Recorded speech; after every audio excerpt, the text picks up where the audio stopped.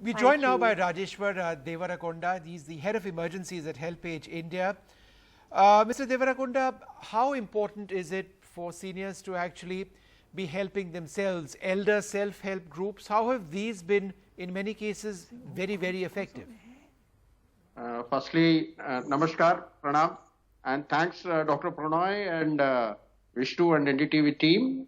This is the third emergency that you are working with us. We are very grateful to you.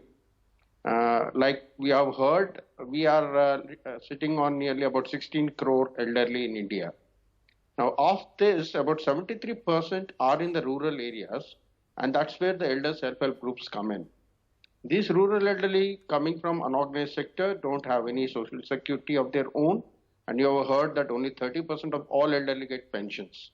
So they either have to survive by themselves for working on livelihood, or dependent on the same migrant children that we have seen over the news that we have seen on all channels, or depend on their pensions. Now it is at this point of time that HelpAge India has decided to bring all these elders together and inculcate the habit of savings and credit in these groups.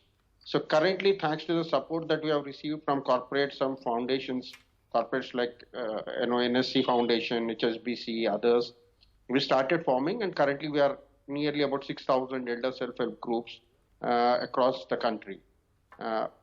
The important point I have to cut to the chase, when it came to COVID-19, having realized that the elderly are the most vulnerable. Yeah, I think the elder self-help groups have really outperformed themselves.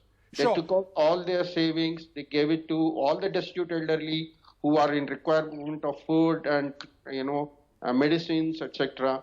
Then we had a novel concept called the grain bank, which is for every weekly meeting that these elderly come, they bring one muthi of chawal. Sure. And they bring it together and collect it, and that forms the grain bank. I think that's a fascinating concept, and we'll come and, if we have time, discuss that.